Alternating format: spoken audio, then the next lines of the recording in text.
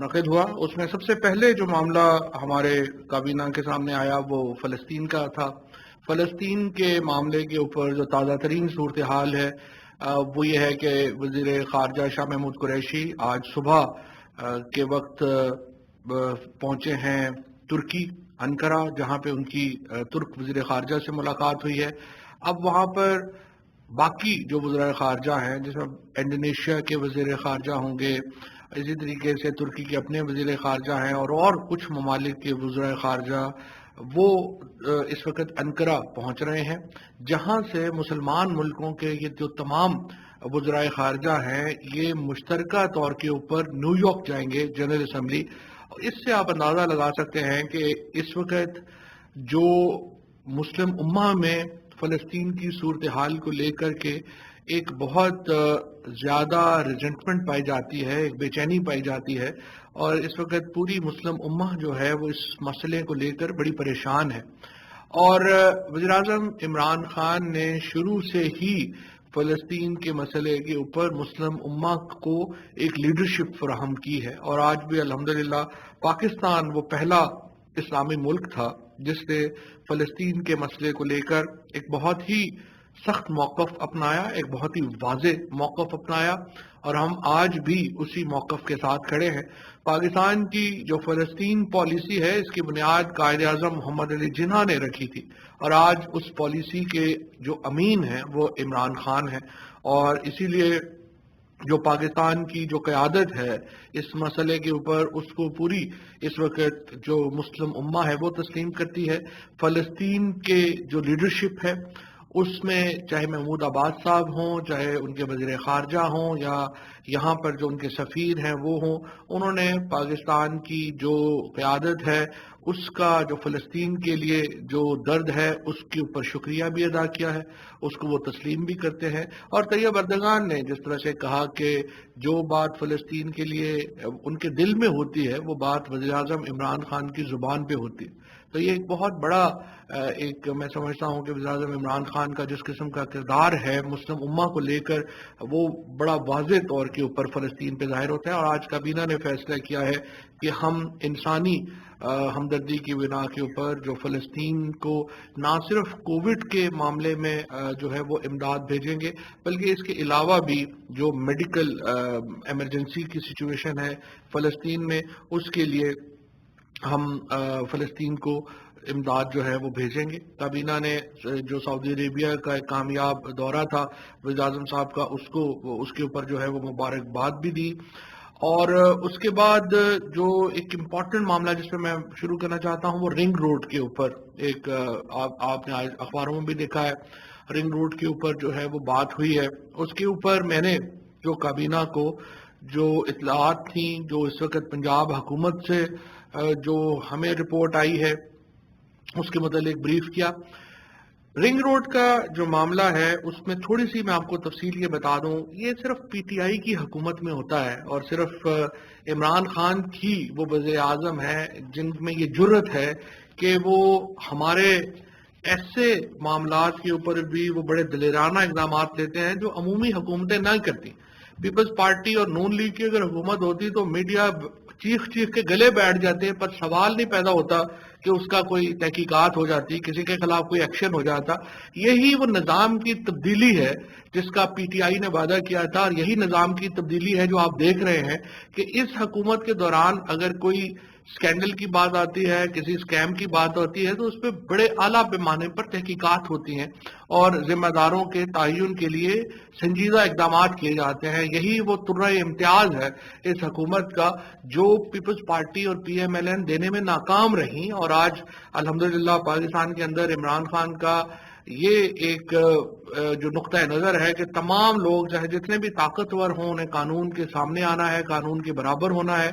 उसको जिस तरीके से वज़ीर-ए-आज़म ने इम्प्लीमेंट किया है उसकी कोई और मिसाल जो है वो आपके सामने उस तरह की मिसाल जो है वो आपको नहीं मिलती। जो ایک میں تصحیح کر دوں، فلسطین کے معاملے میں تصحیح نہیں بلکہ ایک انفارمیشن ایڈ کر دوں. اس وقت جو وزرائے خارجہ انقرہ میں موجود ہیں وہ پاکستان، ترکی، فلسطین اور سوڈان کے ہیں، اور انڈونیشیا کے وزیر خارجہ بھی شاید وہاں پہنچ رہے ہیں. تو 5 مسلم ملکوں کے وزرائے خارجہ جو ہیں وہ اکٹھے آگے نیو یارک جو ہیں وہ جائیں گے. یہ ایک اضافہ تھا اس انفارمیشن میں جو ابھی ایک تازہ ترین اطلاع ترکی سے آئی ہے، تو میں نے کہا وہ بھی آپ کو جو ہے وہ ایڈ کر دوں. تو واپس رنگ روڈ کی طرف آتے ہوئے، یہ جو ایک معاملہ ہے رنگ روڈ کا، اس کی ابتدا 2017 میں ہوئی. یہ پروجیکٹ تو کچھ دیر پہلے کنسیو ہوا تھا، لیکن اس کی 2017 میں یہ منصوبہ بنایا گیا، اور یہ منصوبہ بڑا اچھا منصوبہ ہے. اس کا مطلب یہ ہے کہ راولپنڈی کے ارد گرد ایک سڑک بنائی جائے تاکہ جو ہیوی ٹریفک آتی ہے اس کو راولپنڈی کے اندر سے نہ گزرنا پڑے، بلکہ وہ ایک بائی پاس لے کر پنڈی کے شہر سے باہر چلی جائے. اور پنڈی جو روات کی طرف سے آتی ہے یا موٹر وے کی طرف سے آتی ہے، جنہوں نے موٹر وے پہ جانا ہے، آگے پشاور جانا ہے یا باقی جگہوں پہ جانا ہے، ان کو بھی اندر سے جو ہے وہ نہ گزرنا پڑے. 2018 میں یہ جنوری 2018 میں یہ پروجیکٹ جو ہے، اس کی جو پرپوزل ہے وہ الاؤ ہوئی. ابتدائی پرپوزل جو ہے وہ الاؤ 2017 میں یہ پروجیکٹ کنسیو ہوا. 2018 میں اس کی جو ابتدائی الائنمنٹ ہے وہ اپروو ہوئی. اس کے بعد 2019 میں ہوا یہ کہ یہ اسکیم شروع کیسے ہوا. اس کی ابتدا یوں ہوئی معاملے کی کہ وزیر اعظم صاحب کو ایک انونیمس میسج آیا جس میں انہوں نے کلیم کیا کہ میں انجینئر ہوں راولپنڈی میں کسی پروجیکٹ میں، اسی پروجیکٹ میں وہ کام کرتے ہیں. اور انہوں نے وزیر اعظم صاحب کو یہ لکھا کہ اس پروجیکٹ کی جو الائنمنٹ ہے اس کو تبدیل کیا گیا ہے، اور خصوصاً اس میں جو سنگجانی کا پوائنٹ ہے وہاں پر جو الائنمنٹ ہے اس کو اس طرح سے تبدیل کیا گیا ہے کہ پیچھے سے تو گاڑیاں 120 کلومیٹر پہ آئیں گی، لیکن اس کو یہاں سے تنگ کر دیا گیا ہے کہ یہ 90 کلومیٹر کے اوپر رہ جائے. اور اس کا مقصد جو ہے وہ یہ ہے کہ انہوں نے یہ لکھا کہ یہ انجینئرنگ بلنڈر ہوگا کیونکہ اس سے ایکسیڈنٹ بہت بڑھ جائیں گے. اور یہ بات بھی صحیح تھی کہ اگر پیچھے سے سڑک چوڑی ہے اور آگے جا کے باریک ہو جائے گی تو اس سے لاہور میں کئی جگہوں پہ یہ جو ہمارے بنے انڈر پاسز، وہاں پہ لوگوں کو اچھی طرح معلوم ہے کہ کس طرح سے یہ مسائل جو ہیں وہ درپیش ہوتے ہیں. اس میں وزیر اعظم صاحب نے اس کے اوپر ایک ابتدائی تحقیقات کا کہا اور یہ پوچھا کہ کیا اس کی الائنمنٹ تبدیل کی گئی ہے. تو اس کے اوپر ان کو کہا گیا کہ نہیں جی، کوئی الائنمنٹ تبدیل نہیں کی گئی. وزیر اعظم صاحب نے اس کے اوپر ایک انڈیپینڈنٹ تحقیقات کا فیصلہ کیا، اور جو ابتدائی فیکٹ شیٹ آئی اس میں پتہ چلا کہ نہ صرف یہ کہ الائنمنٹ تبدیل کی گئی ہے بلکہ 29 کلومیٹر اس کو بڑھا دیا گیا ہے اٹک کی طرف. اور اس کا مقصد یہ ہے کہ جو بہت زیادہ ہاؤسنگ سوسائٹیز وہاں پہ بنی ہیں ان کو اس لوپ میں شامل کیا جائے. اس کے نتیجے میں یہ شاید میں خاقان عباسی صاحب کی پریس کانفرنس سن رہا تھا اور باقی کچھ لوگوں کی جو پی ایم ایل این کے لوگ ہیں جن کو خود تو ماشاءاللہ کبھی توفیق ہی نہیں ہوئی کہ اپنے دور کے کسی سکینڈل کے اوپر تحقیقات ہی کرا لیتے، وہ تنقید کر رہے تھے کہ اربوں روپیہ کھایا گیا کیونکہ انہوں نے وہ رپورٹ بھی پڑھنے کی زحمت نہیں کی. اگر وہ رپورٹ پڑھ لیتے تو ان کو پتا ہوتا ہے اربوں روپیہ کھایا نہیں گیا، اربوں روپیہ کھانے سے بچایا گیا اس سکینڈل کے نتیجے میں. یہ سکینڈل یہ نہیں ہے کہ اربوں روپیہ کھا لیا گیا، یہ سکینڈل یہ ہے کہ اربوں روپیہ کھانے سے بچا لیا گیا. کیونکہ 29 کلومیٹر کا جو لوپ جس کے ذریعے یہ راولپنڈی رنگ روڈ تھی اس کو اٹک رنگ روڈ بنا دیا گیا، اس کے ذریعے ایک پوری جو نیا لوپ ایڈ کیا گیا جس کے نتیجے میں 23 بلین روپیز کے قریب نئی لینڈ ایکوزیشن کی جانی تھی، جس میں اٹک کی جو بہت بڑی زمین ہے اس کو بھی شامل کیا جانا تھا. اور اس کے نتیجے میں ایک سرکاری خزانے کو تو نقصان یہ ابھی جو 2.3 بلین ایکوزیشن میں دیا گیا ہے، لیکن وہ اس لیے نقصان نہیں ہوگا کہ وہ تو واپس ہو جائے گا. اس لیے اس میں کسی کو میں یہ کہوں گا پیپلز پارٹی اور پی ایم ایل این کو، جن کا تو خیر یہ مسئلہ ہی نہیں ہے کرپشن وغیرہ، لیکن اگر آپ نے تنقید کرنی ہے تو اس کا سب سے بہترین طریقہ یہ ہے کہ پہلے آپ رپورٹ پڑھ لیں تاکہ آپ کو پوائنٹس پتا ہوں اور آپ کو پتا ہو کہ معاملہ ہے کیا.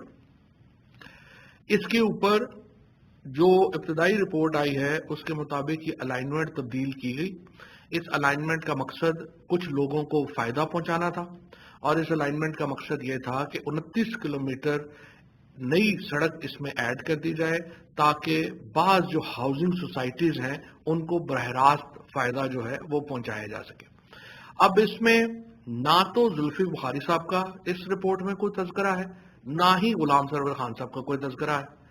सोशल मीडिया के ऊपर, चूंकि पाकिस्तान के अंदर ये रवाज नहीं है कि जब तक हुकूमत के वजीर मुशीर शामिल ना हो तो स्कैम कैसे हो सकता है, लिहाजा सोशल मीडिया के ऊपर और इनके ऊपर वुज़रा के नाम दिए गए।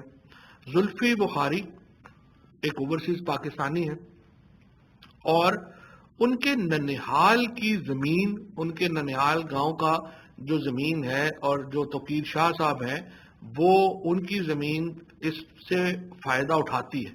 लेकिन जुल्फी बुखारी का इस मामले से इसलिए कोई ताल्लुक नहीं है कि उनका जो तौकीर शाह साहब की फैमिली है उनके साथ कोई ताल्लुक वास्ता ही नहीं है, उनकी आपस में कोई जो है उस तरह की क्लोजनेस नहीं है कि जिसमें वो उनको फायदा पहुंचाने के लिए जो है वो कुछ ऐसा काम करते हैं। लेकिन इसके बावजूद ये भी सिर्फ पीटीआई में ही होता है कि उन्होंने रिजाइन किया, जिस तरह से इससे पहले डॉक्टर बाबर अवान ने रिजाइन किया, इससे पहले अलीम खान ने रिजाइन किया, उससे पहले सत्यान साहब ने रिजाइन किया कि मैं ये जो जब तक तहकीकात मुकम्मल नहीं होती हैं मेरा वहां पे रहना मुनासिब नहीं है। तो मैं ये समझता हूं कि जुल्फी बुखारी साहब ने एक हाई मॉरल ग्राउंड लिया और उन्होंने खुद को उससे अलहदा किया। गुलाम सरवर खान साहब का जहां तक बात है, उन्होंने पूरी तरह, वो अब भी कहते हैं कि इस सारी जगह के ऊपर मेरी आप 1 इंच भी जमीन बता दें और मैं उसका जिम्मेदार हूँ। लिहाजा ये तयशुदा बात है कि इसमें अभी तक की जो तहकीकात है वो बड़ी वाज़ेह है। उसमें पहली बात, किसी को पैसा खाने से बचाया गया है। ये स्कैंडल जो है वो ये नहीं है कि को अरबों रुपए हुकूमत के डूब गए हैं, ये स्कैंडल ये है कि अरबों रुपए हुकूमत के बचा लिए गए हैं। जो वज़ीर आज़म साहब को शिकायत मिली उसके ऊपर कार्रवाई हुई और इस तरह से एक बड़ा स्कैम होने से बच गया। नंबर 2, जो हमारे कोई मुशीर या वजीर इसमें शामिल नहीं है और इब्तदाई तहकीकात में किसी किस्म का उनका जो नाम है वो नहीं आता। जुल्फी बुखारी साहब ने जो रिज़ाइन किया है वो as a moral high ground किया है और इंशाल्लाह वो इससे में जो है वो सुरखरू होंगे। और मुझे यकीन है, जहाँ मैं उनको, जितना मैं उनको ज़ाती तौर पर भी जानता हूँ, वो जिस किस्म के आदमी हैं वो बिल्कुल इस मामले में वो उनका कोई ताल्लुक जो है वो आएगा नहीं।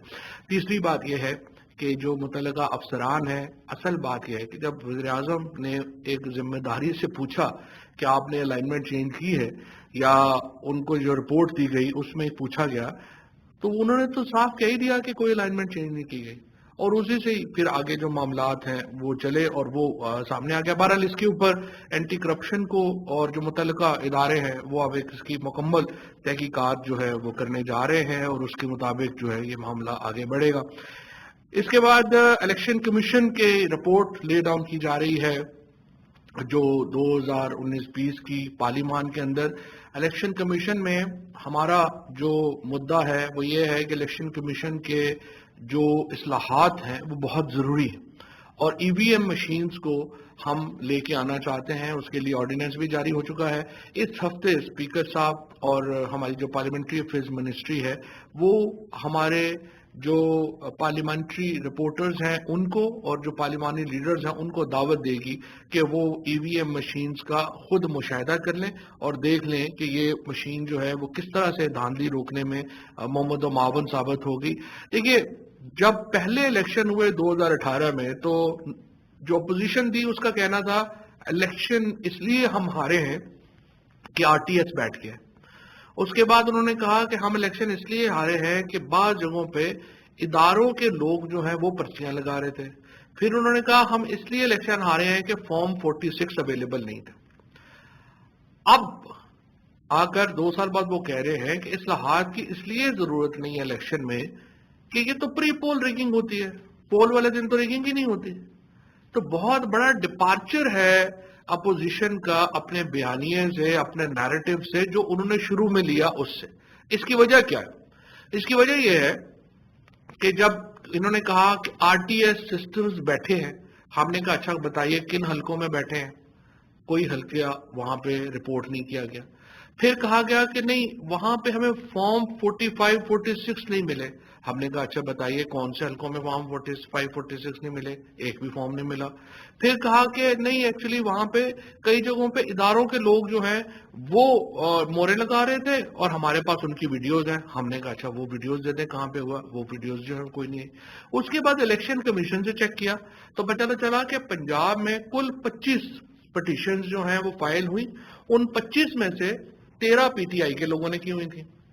اور اگر آپ مارجنز دیکھیں جو PTI کے لوگ جن سے الیکشن ہارے، یعنی اگر آپ یہ اندازہ لگائیں کہ ہمیں وہ حلقے جہاں پہ ہم 5000 ووٹوں سے کم الیکشن کے اوپر الیکشن ہارے PTI کے لوگ، اگر ہم وہ حلقے جیتے تو ہمیں کولیشن کی بھی ضرورت نہیں ہے، ہم اکیلے ووٹ جو ہے وہ بنا لیتے. اور یہ سارے معاملات اس لیے ہوئے کہ ہمارے ہاں جو الیکشن کا نظام ہے وہ شفاف ہونا چاہیے. کیا ہوتا ہے ڈسکا میں کیا ہوا، ابھی کراچی میں کیا ہوا، 5 بجے پولنگ ختم ہو جاتی ہے، صبح 7 بجے تک رزلٹ ہی نہیں آتا. وہ کہتے ہیں کہ جی وہ ادھر لے گئے ہیں، وہ بیلٹ باکس ادھر اٹھا کے لے گئے ہیں، وہ ادھر لے گئے ہیں. تو اب اس کا سلوشن کیا ہے؟ سلوشن ہم کہہ رہے ہیں کہ الیکٹرانک ووٹنگ مشینز لے کے آتے ہیں تاکہ اگلے 20 منٹ میں ادھر الیکشن ختم ہوگا، اگلے 20 منٹ میں آپ کے حلقے کا الیکشن ڈکلیئر ہو جائے گا. اگر آپ کے پاس اور سلوشن ہے، آپ اس کو نہیں مانتے تو وہ آپ وہ لے کے آ جائیے، ہمیں بتائیے کہ نہیں اس کو ہم نہیں مانتے. سو اس وقت جو اپوزیشن کی جو نیریٹو ہے یا بیانیہ ہے اسپیشلی الیکٹورل ریفارمز کے اوپر، وہ بہت نہ صرف غیر سنجیدہ ہے بلکہ اس سے ثابت یہ ہوتا ہے کہ یہ صاف شفاف الیکشنز پہ یقین ہی نہیں رکھتے.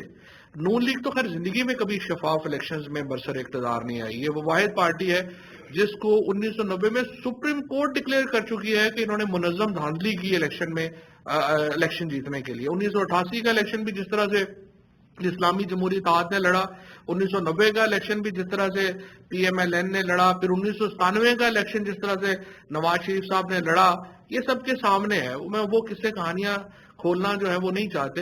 اور اس لیے یہ الیکٹورل ریفارمز پہ یقین نہیں رکھتے کہ ان کو لگتا ہے کہ جب بھی شفاف الیکشن ہوں گے تو ہم الیکشن ہاریں گے، لہٰذا یہ تو نہیں یقین رکھتے. لیکن منڈے سے ہم اس کے اوپر ایک تفصیلی بحث کا آغاز کرنا چاہتے ہیں. اور جو جمعے کا دن چونکہ اظہار یکجہتی فلسطین کا دن ہے، اور جمعے کو ہم نے پہلے تو میں یہ بھی سمجھتا ہوں کہ کل پارلیمان نے جس طرح سے فلسطین کے حق میں ریزولوشن کی وہ بھی ایک بڑا ایک زبردست بات تھی، اور اسی جذبے کو کنٹینیو کرنا چاہیے. اور جمعے کو ہم اس کے اوپر ایک مکمل پورا پاکستان جو ہے وہ فلسطین کے ساتھ اظہار یکجہتی کرے گا. لیکن سوموار سے ہم اپنی جو الیکٹورل ریفارمز کی جو معاملہ ہے اس کو ہم شروع کرنا چاہتے ہیں. اس میں جو اسمبلی میں جو ہم رپورٹ لے ڈاؤن کریں گے اور اس کے اوپر جو ہے وہ اسی چیز کو جو ہے وہ آگے لے کے آئیں گے.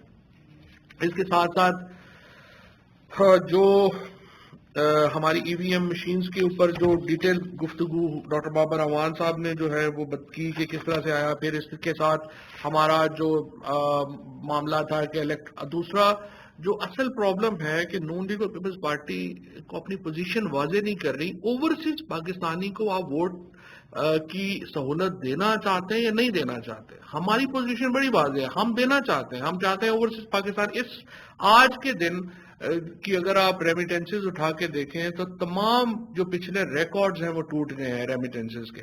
اوورسیز پاکستانی ہماری معیشت کی بیک بون ہے اور ہم ہر وہ سہولت ان کو دینا چاہتے ہیں جس کا وہ حق رکھتے ہیں. اور اسی لیے وزیر اعظم صاحب نے اپنی جو ایمبیسیز ہیں ان کو یہ کہا ہے کہ آپ کے رویے ہمارے جو اوورسیز پاکستانیز ہیں ان سے بہتر ہونے کی بڑی ضرورت ہے. ہم ایک کنٹینیوس پروسیس اختیار کر رہے ہیں امبیسیز کی جو پرسپشن ہے اس کو مانیٹر کرنے کے لیے، اور جہاں پہ امبیسیز کی بارے میں پاکستانیوں کا تاثر آفیسرز کے بارے میں درست نہیں ہوگا وہاں ڈیفینیٹلی ان کو جو ہے وہ کارروائی کا سامنا جو ہے وہ کرنا پڑے گا. کیونکہ یہ وزیر اعظم صاحب کی ایک بڑی واضح لائن ہے کہ جو ہماری ڈپلومیٹس ہیں، ہمارے جو امبیسیز ہیں، ان کو اپنے معاملات جو ہیں وہ بہتر کرنے چاہیے. اس کے ساتھ ساتھ میں آپ کو یہ بھی بتاؤں کہ جو ہمارا ایک آرڈیننس الیکٹورل ریفارم سے متعلق ہے، اوتھ لینے کا. ہمارے ہاں یہ مسئلہ ہے کہ بہت لوگ الیکٹ ہو جاتے ہیں کئی سالوں پھر وہ حلف نہیں لیتے. اسحاق ڈار صاحب 2018 سے سینٹ کے میں الیکٹ ہوئے ہیں، لیکن اب 3 سال گزرنے کے بعد بھی وہ مفرور ہیں اور وہ آ کے حلف نہیں لیتے. اور پنجاب کی ایک سیٹ اس کی وجہ سے سینٹ میں کم ہے، جو کہ پنجاب کے لوگوں کے ساتھ ایک زیادتی کی بات ہے. اور اس لیے ہم یہ آرڈیننس لا رہے ہیں کہ اگر آپ 6 مہینے کے اندر حلف نہیں لیں گے، آپ کی سیٹ جو ہے وہ ویکنٹ ہوگی. اور آخری موقع ہے ان لوگوں کے لیے جنہوں نے حلف لینا ہے کہ وہ حلف لے لیں، پھر ہم سے گلہ نہ کریے گا. اس کے ساتھ جو اچھی خبریں ہیں دو میں آپ کو دینا چاہتا ہوں.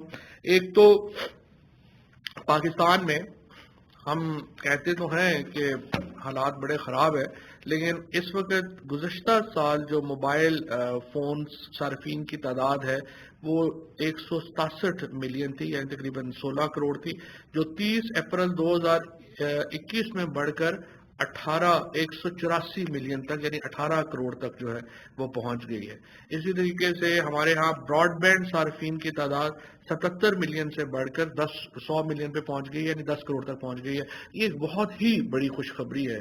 پاکستان کو اگر آگے جانا ہے تو ظاہر ہے ہمارا جو سائنس، ٹیکنالوجی، علم، منطق، یہ وہ چیزیں ہیں جس کے اوپر ہم نے اپنا بنیاد رکھنی ہے. اور یہ موبائل فونز اور خصوصاً جو براڈ بینڈز کی میں جو اضافہ ہے یہ بہت ہی خوشکن ہے.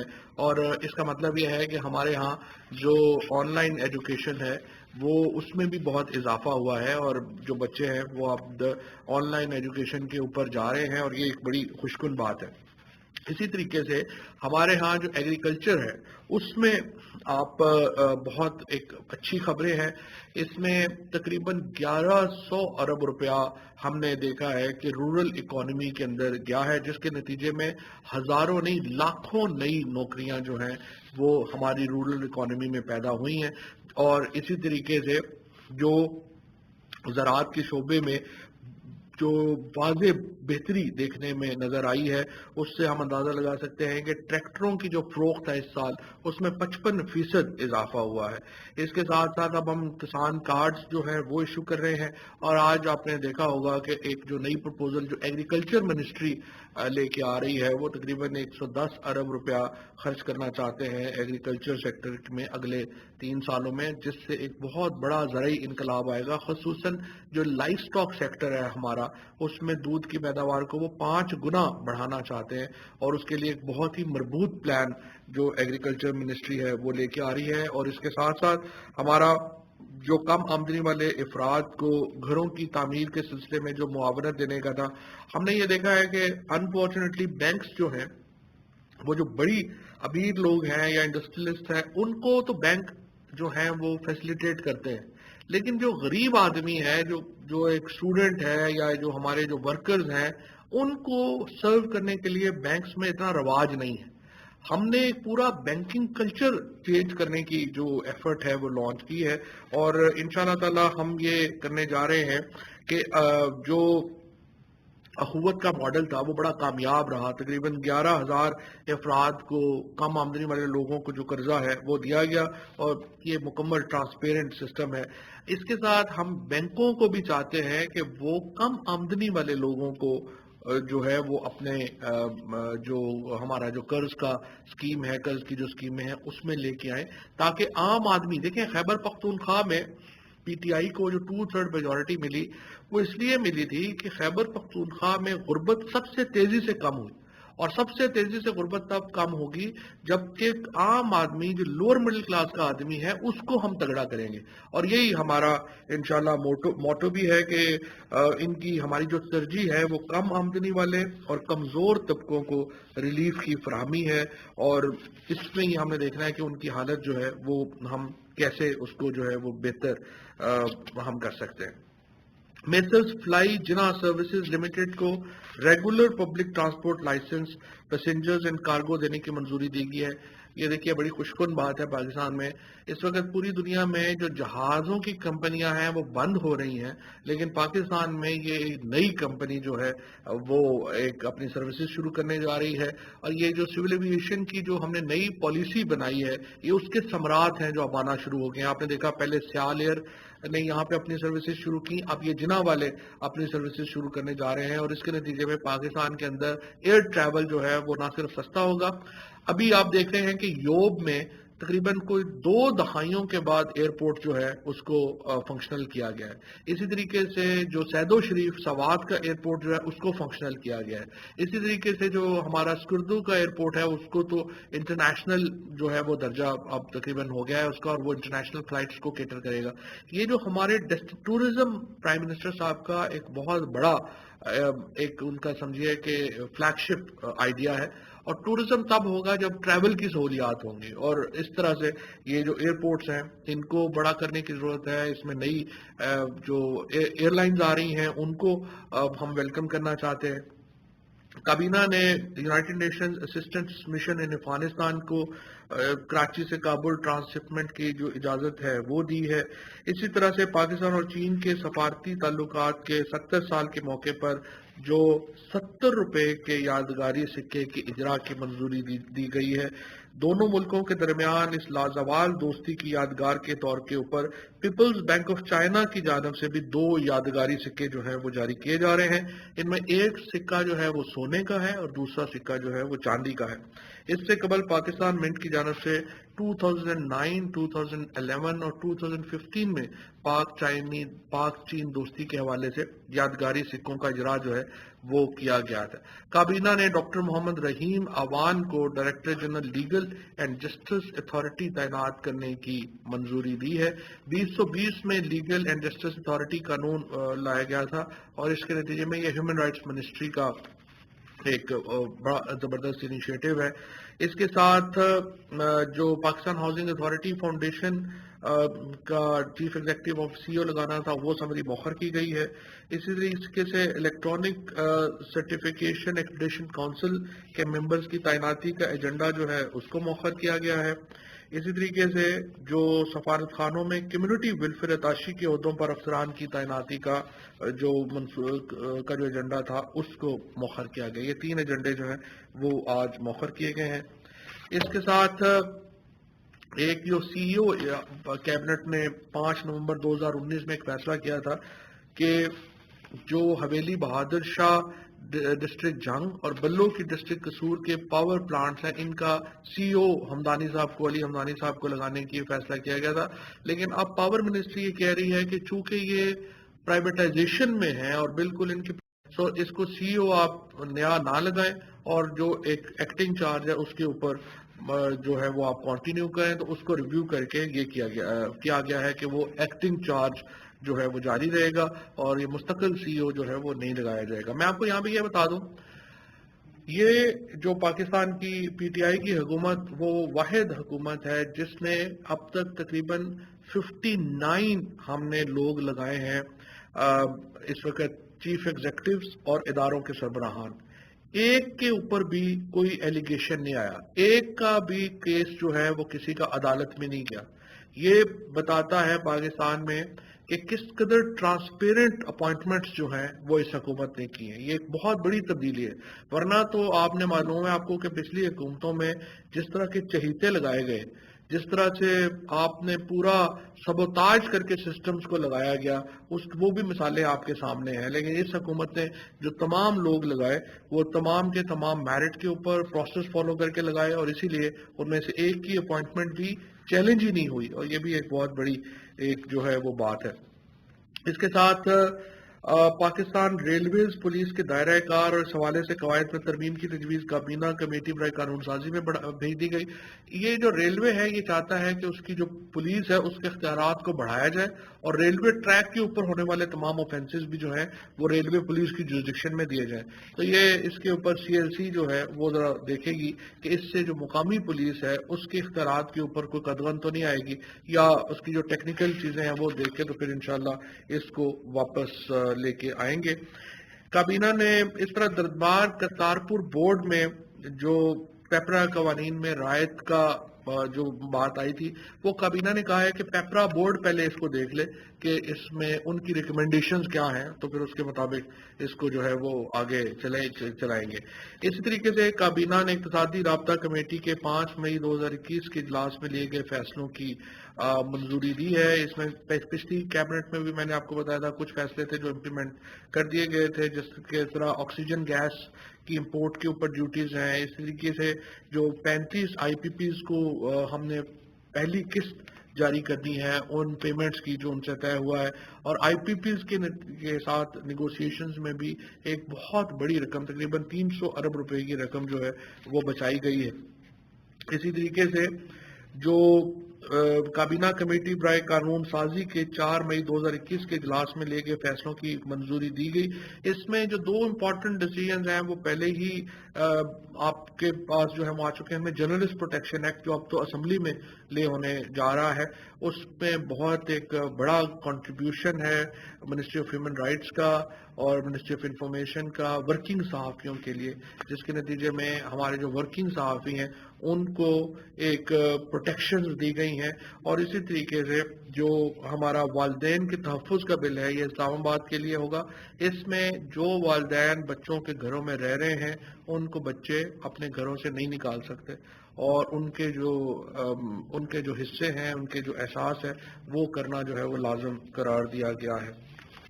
اس کے حوالے سے کرونا وبا کے اوپر جو ہے وہ بھی بات چیت ہوئی، اور کرونا کو لے کر کے وزیر اعظم نے یہ بات کہی ہے کہ اگرچہ اللہ کا لاکھ لاکھ شکر ہے کہ ہم اس کے اوپر ان چیزوں کے اوپر بڑے بہتر طریقے سے آگے بڑھ رہے ہیں، لیکن اس کے باوجود ہمیں بہت احتیاط کی ضرورت ہے۔ ہمارا جو کرونا کی سچویشن ہے وہ ہندوستان سے بہت بہتر ہے، باقی ملکوں سے بہت بہتر ہے، اور اس میں این سی او سی کو مبارکباد دینا چاہتا ہوں جنہوں نے بڑا زبردست کام کیا۔ اسد عمر صاحب نے، باقی جو وہاں پہ لوگ ہیں، ان کی وجہ سے ہمارے ہاں جو ایک واضح طور کے اوپر کرونا میں ابھی تک ہم نے بڑا اچھا مقابلہ کیا ہے، ڈاکٹر فیصل صاحب نے اور جو باقی جو جن لوگوں کی کنٹریبیوشن ہے۔ لیکن اس میں جو وزیر اعظم صاحب نے بات کہی ہے کہ وہ بہت احتیاط کی ضرورت ہے، تھوڑا سا بھی اگر ہم نے اپنی بے احتیاطی کی تو معاملات ہاتھ سے نکل جائیں گے۔ اور اسی لیے میں نے کچھ دن پہلے جب مریم نواز جلسہ کر رہی تھی شیخوپورہ میں، تو یہی کچھ ہندوستان میں نریندر مودی نے کیا تھا جب وہ اتر پردیش کی الیکشن کیمپین میں انہوں نے کرونا کے کی جو ایس او پیز تھے ان کو تیاگ دیا، ان کو چھوڑ دیا اور سارے الیکشن کیمپین میں لگ گئے، تو اس کے نتیجے میں بہت بڑی تباہی ہندوستان میں آئی۔ اور میں یہ سمجھتا ہوں کہ قطع نظر اس بات کے کہ سیاست میں کس کا کیا موقف ہے، چاہے وہ مریم نواز ہوں، چاہے وہ شہباز شریف صاحب ہوں، چاہے وہ بلاول صاحب ہوں، اور چاہے وہ پی ٹی آئی کے لوگ ہوں، تمام لوگوں کے اوپر فرض ہے کہ وہ کرونا ایس او پیز کو اپنے سیاسی جو مفادات ہیں ان کے اوپر رکھیں، بالا تر رکھیں اس بات سے، اور یہ اہم ہے ہمارے پاکستان کے لوگوں کی زندگیوں کے لیے کہ ہم اس کو اہم رکھیں۔ جی شکریہ۔ سر یہ سمجھیے گا کہ کابینہ میں جیسے ہائی مارک راؤنڈ پہ جو کہ فائز صاحب نے ریجسٹریشن دیا، کیا غلام سرور صاحب کے حوالے سے گفتگو ہوئی یا نہیں؟ دوسرا یہ بتائیے گا کہ بجٹ آنے والی ملازمین کی جو سیلریز میں اضافے کے حوالے سے کوئی تجویز زیر غور تھی یا؟ دیکھیے پہلی بات تو یہ ہے کہ غلام سرور خان صاحب نے کل پریس کانفرنس میں بھی اور آج کابینہ کے اجلاس میں بھی کہا ہے کہ اگر 1 انچ زمین بھی ان کی ہے تو وہ اس کے ذمہ دار ہیں، اور اگر انہوں نے کسی کو فائدہ پہنچایا ہے تو بھی وہ اس کے ذمہ دار ہیں، اور وہ یہ سمجھتے ہیں کہ اس کے اوپر جو بھی تحقیقات ہونی چاہیے انہوں نے اس تحقیقات کا خیر مقدم کیا ہے، اور انہوں نے کہا ہے کہ جو بھی تحقیقات اس کی کرانا آپ چاہتے ہیں وہ اس کو فیس کرنے کو بھی تیار ہیں، لیکن صرف افواہوں کے اوپر یا کسی کی خواہشوں کے اوپر وہ کہتے ہیں کہ مجھے جو ہے وہ اس طرح سے ملوث کرنا درست نہیں۔ جو آپ بات کر رہے ہیں تنخواہوں میں اضافے کی، چونکہ یہ بجٹ کا معاملہ ابھی آج ڈسکشن میں نہیں تھا، آج اس میں جو ہے وہ ڈسکشن نہیں ہوئی ہے، لیکن بعد میں ڈیفینیٹلی اس کے اوپر بات ہوگی۔ جی مذہب سر آپ نے جنرل پروٹیکشن بل کی بات کی ہے، تو اسی تناظر میں میں شکریہ ادا کرنا چاہوں گا گورنمنٹ کا کہ 34 کروڑ روپے کی رقم اشتہارات کے بقایا جات کی مد میں 45 ہو گئی ہے ویسے اب۔ جی ہاں بتایا گیا تھا کہ وہ اس کے بعد بھی ہوگا، तो वो दी गई है। इस पे हम आपसे शुक्रगुजार हैं और आपसे गुजारिश ये भी करते हैं कि कोई ऐसा मैकेनिज्म तय किया जाए कि ये सारी की सारी रकम जो है प्रायोरिटी बेसिस पे तनख्वाहों की अदायगी के लिए इस्तेमाल हो। ये तो मेरी गुजारिश है। क्वेश्चन मेरा आपसे डॉक्टर काबीना पर ये है, आप इंफॉर्मेशन मिनिस्टर भी हैं, कि शहबाज शरीफ साहब लास्ट टाइम हाई कोर्ट में गए, उनको जमानत मिल गई एक दिन में, जो प्रोसेस हुआ सारा आपके इल्म में है, और गवर्नमेंट ने उसको कॉन्टेस्ट नहीं किया उस तरह से जमानत मिलने के बाद। अब फिर एक दफा वो चले गए हैं लाहौर हाई कोर्ट में, और लाहौर हाई कोर्ट का जो ट्रैक रिकॉर्ड है 99.9% चांसेस ये हैं कि उनको रिलीफ मिल जाएगा। गवर्नमेंट के पास अगला फोरम बनता है सुप्रीम कोर्ट का, तो क्या इस पर एक्सरसाइज किया जाएगा सर? पहली बात तो यह है कि ये जरूरत मैं तो नहीं कर सकता जो आपने कही है कि चूंकि वो अदालतों से 99.9% रिलीफ जो है वो PMLN को मिलता है, मैं तो ये नहीं कह सकता। लेकिन बहरहाल बात यह है कि सही बात यह है कि जो इशू है वो ये है कि जो इस वक्त सिचुएशन है शहबाज शरीफ साहब की या जो बाकी इनके मामलात की, जितना पाकिस्तान के लोगों को और मीडिया को ये गिला है कि ये मुकदमे क्यों कंक्लूड नहीं हुए, उतना ही गिला हुकूमत को भी है। हम अदालतों को कंट्रोल नहीं करते, ना ही हम नैब को कंट्रोल करते हैं। हम यही कर सकते हैं कि हम इन्वेस्टिगेशन में मुआवनत दें। अब जो शहबाज शरीफ साहब का केस है, इसको आप देखिए कि ये केस कितना एक बड़ा सादा केस है। क्या सादा केस क्या है कि जितनी अच्छी इन्वेस्टिगेशन इसमें हुई। पहले क्या होता था, किसी को पकड़ते थे, उसको पुलिस में वाले जो है जूते मारते थे, वो अपनी मर्जी का बयान लेते थे, अदालत में चला जाता था, वहां पे जाके वो बंदा मुकर जाता था। ये जो केस हैं इनमें ओरल तो एविडेंस ही नहीं है। ये केस ये है कि जनाब इतने पैसे आपके पास आए, ये लोग थे जिनके अकाउंटों से ये पैसे आपने बाहर भिजवाए, ये लोग हैं जिनके अकाउंटों से वो पैसे आपको वापस आए, और ये आपके अकाउंट से सारी डॉक्यूमेंट्री एविडेंस है 7 अरब रुपए की, जो शहबाज शरीफ एंड फैमिली को पैसे पहले बाहर भिजवाए गए और फिर वापस लाए गए। इसी तरीके से जो पहला हुदैबिया का केस था 1 अरब 24 करोड़ का, जब डॉलर कोई होता था 15-20 रुपए का, उस वक्त आप देखें कि एग्जैक्टली यही किया गया कि पैसे पहले बाहर बनवाए गए। यहाँ पे कानून बनाया गया कि बाहर से पैसे आएंगे, उनको कोई पूछेगा नहीं, और वो पैसे 48 शरीफ फैमिली के लोगों के नामों के ऊपर आए। अब ये पैसे इमरान खान के तो जाती पैसे नहीं है, ये पैसे को PTI के लोगों के तो जाती पैसे नहीं है, ये तो जो हमारे पाकिस्तान के अवाम हैं, जिनमें जजेस भी शामिल हैं, जिसमें इन्वेस्टिगेशन अदारों के लोग भी शामिल हैं, जिसमें मीडिया के लोग भी शामिल हैं, उतने ही ये पैसे उनके हैं, उतने ही पैसे ये हमारे हैं। तो अगर पाकिस्तान के लोगों का ये दर्द जो है इमरान खान महसूस कर रहे हैं और इन केसेस को मंतकी इंजाम तक पहुंचाना चाहते हैं, तो बाकी इदारों को भी ये दर्द महसूस करना चाहिए। ये कोई जाती लड़ाई तो नहीं है इमरान खान की। और जब तक ये सारे इदारे, सब जो लोग हैं, हम एक मुनज़्ज़म तौर के ऊपर ये इन केसेस को एक मंतकी इंजाम तक नहीं पहुंचाना चाहेंगे, ये नहीं पहुंचेंगे। नवाज शरीफ साहब को बाहर भिजवाने में क्या मीडिया के लोगों का हाथ नहीं था? क्या मीडिया के उन एंकर्स ने आंसू उस वक्त जो बहा रहे थे और रो रहे थे कि जनाब अगर ये बाहर नहीं जाएंगे तो लुट जाएंगे, मर जाएंगे, बर्बाद हो जाएंगे, हमने तो नहीं देखा कि मीडिया की किसी काउंसिल ने उनको कहा हो कि जनाब आप लोगों ने तो उस वक्त रो रहे थे, अब लेके आए वापस उनको। तो सवाल ये पैदा होता है, ये तो एक समझिए कि मुआशरती जंग है जिसमें हम सब ने अपना अपना हिस्सा डालना।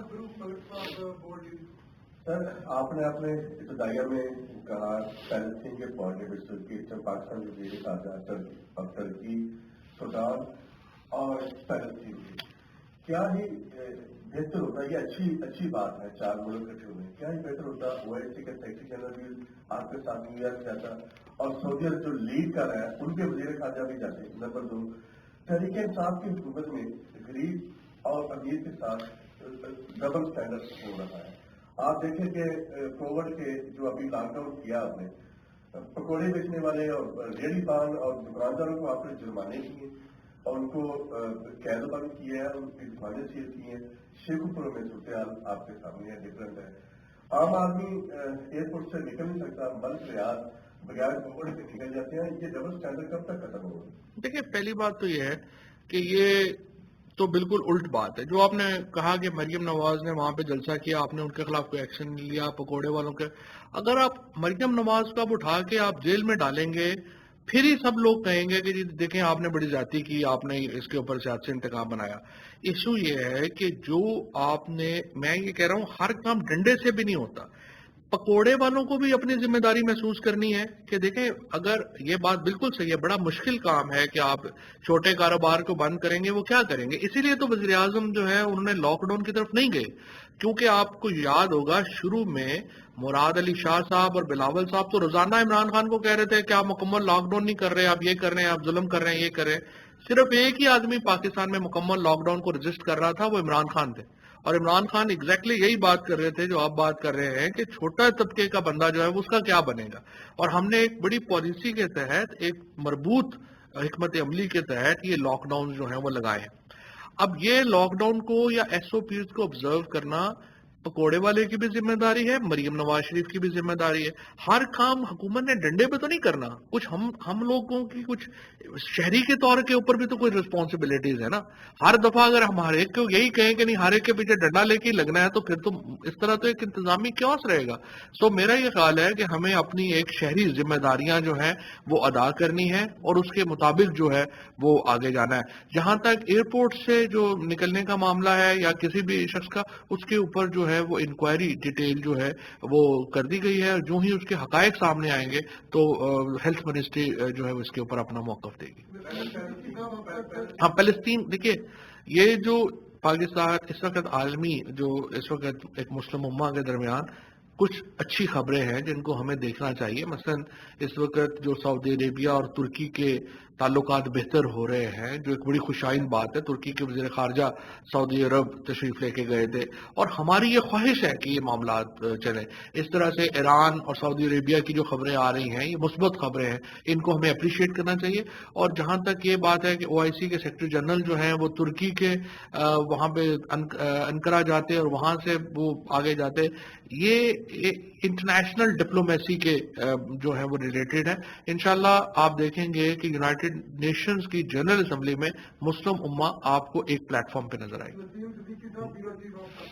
مرزا صاحب تھینک یو ویری مچ. پہلے تو آپ نے صحافیوں کے مسائل پہ جو ہے ایکشن لیا اور امید کرتے ہیں کہ مزید بھی ایکشن لیا جائے گا. اچھا، جس طرح آپ نے کہا کہ بڑی اچھی بات ہے پرائم منسٹر عمران خان کے دور میں جو ہے وہ جو بھی کرپشن ہوتی ہے اس کا فوری طور پہ ایکشن لیا جاتا ہے. اسی طرح چینی کے اسکینڈل پہ، آٹا اسکینڈل پہ، ایل این جی اسکینڈل پہ، اس کے علاوہ جو ہے وہ دوائیوں کے اسکینڈل پہ بھی ایکشن لیا گیا، لیکن ان کا کوئی نتیجہ نہیں نکلا. تو جب تک نتیجہ نہیں نکلے گا اور جو لوگ اس میں ملزمان ہیں وہ کیفرے کردار کو نہیں پہنچیں گے تو اس کا فائدہ نہیں ہوگا. دوسرا میرا یہ سوال تھا کہ برطانیہ کی حکومت نے جو ہوٹل کوارنٹائن اس وقت کیا ہوا ہے اس سے ہمارے اوورسیز کو بہت زیادہ مسائل ہیں. تو حکومتی سطح پہ بات کی جائے کہ پاکستان میں کووڈ کے کیسز بھی کم ہونے، ریڈ زون سے نکالا جائے اور جو برٹش سٹیزنز ہیں وہ کم از کم اپنے گھر پہ جا کے کوارنٹائن کرتے ہیں. اچھا، دوسری پہلی بات کا میں آپ کو جواب دیتا ہوں. دیکھیں یہ جتنے ایکشنز آج تک ہم نے لیے ہیں نا ان کے نتیجے نکلے ہیں. یہ نہیں ہے کہ نتیجہ یہی نہیں ہوتا کہ آپ نے لوگوں کو اٹھا کے جیلوں میں ڈال دینا ہے اور 1400 سال ان کو قید دے دیں اور اس کے 14 سال وہ جیلوں میں بیٹھے اور پتہ نہ ہو کہ وہ کدھر ہے. یہ نہیں ہوتا. آپ نے دیکھنا ہوتا ہے کہ اس کے نتیجے میں آپ کی امپیکٹس کیا ہے. مثال کے طور کے اوپر اگر آپ چینی اسکینڈل کو اٹھاتے ہیں، سب سے بڑا امپیکٹ یہ ہے 300 گنا ٹیکس بڑھ گیا ہے آپ کا چینی کا.